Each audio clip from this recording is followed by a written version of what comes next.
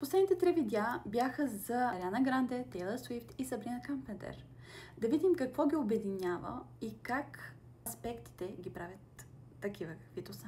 Ариана и Тейлър имат асцендент в Козирог. Сабрина има Сатурн в Телец.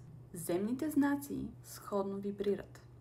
Това значи амбиция, дълголетие в кариерата, трудолюбие и контрол над имиджа. И трите имат аспекти с Венера, Нептун и Уран, които ги прави със силна артистичност, музикален талант и сценична аура. Ариана и Тейлър имат Плутон в 10-ти дом, а Сабрина има тригон медиум цели с Юпитер.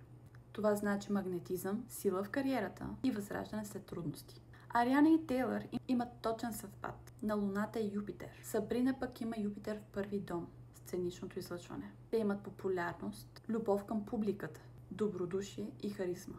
Всички имат силна водна енергия. Рак, вода, скорпион, които ги прави да имат интуитивна връзка с публиката, чувствителност и обаяние. И трите имат връзка между Слънце и медиум цели. Създадени са да бъдат видени и разпознати. А вие какво смятате за тях? Напишете отдолу за кои други звезди видим наталната карта.